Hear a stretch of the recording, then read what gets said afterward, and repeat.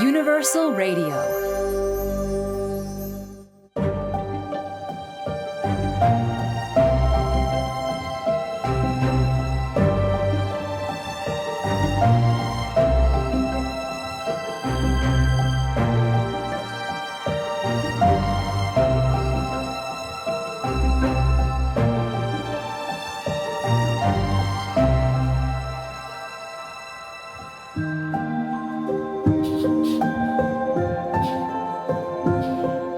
From Colonial Street to Lyon Estates. To the left-hand side of the tram, you might recognize the Lyon Estates signs from the Back to the Future trilogy. That is where Marty McFly lived. Now those signs are replicas that were specifically built celebrating the 30th anniversary of the first film.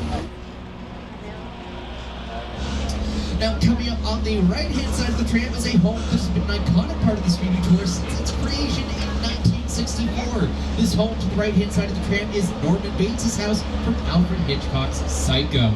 And you might see Mother rocking your chair back and forth in one of the second-story windows.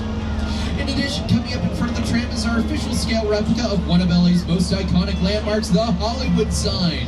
While we're celebrating our 60th anniversary, the Hollywood sign is commemorating its centennial year. Our version is a scale model that sets at 10 feet tall, while the original letters stand at a full 45 feet tall.